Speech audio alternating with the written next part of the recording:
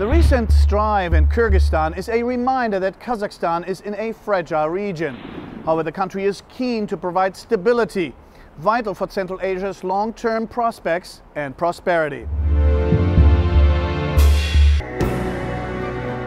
Geographically, Kazakhstan is in an ideal position, at the heart of the new Silk Road, with mineral riches in great demand from Europe, Russia and China.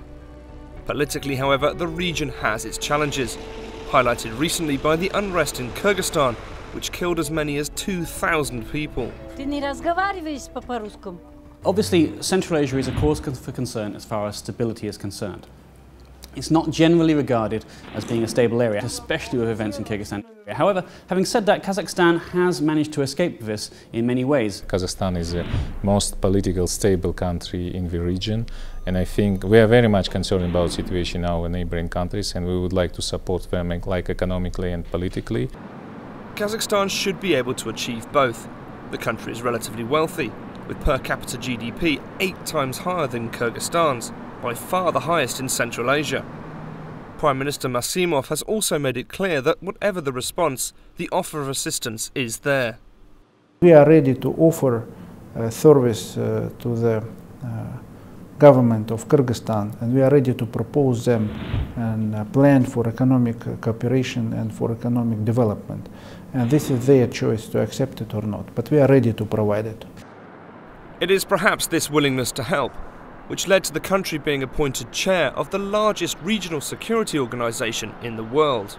It's the first post-Soviet country to be chair of the OSCE, the Organisation for Security and Cooperation in Europe, and it does retain a certain degree of prestige for this. Nor is this a one-off.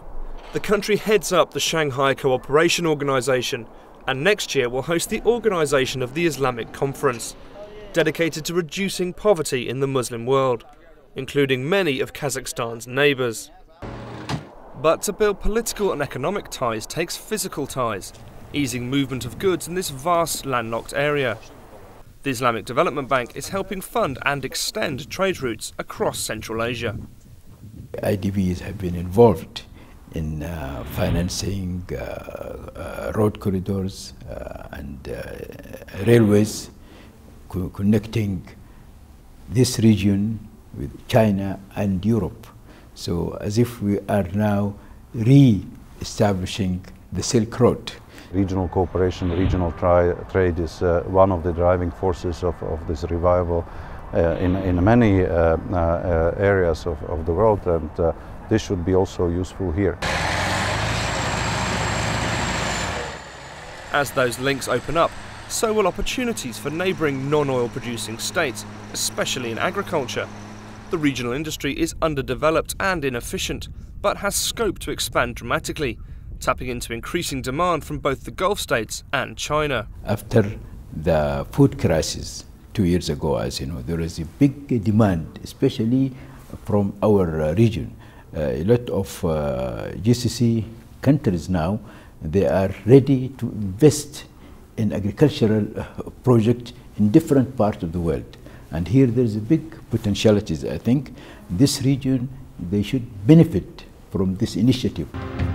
As trade and wealth increases, so should stability, in turn attracting more inward investment and boosting wealth in a virtuous cycle.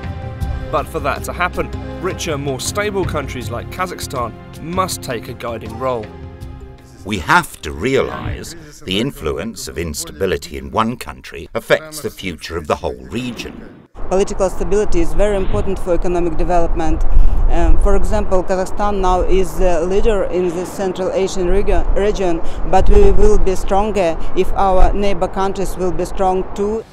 Meaning every country has a stake in the entire region's future, which if it makes the most of its assets, should be a bright one.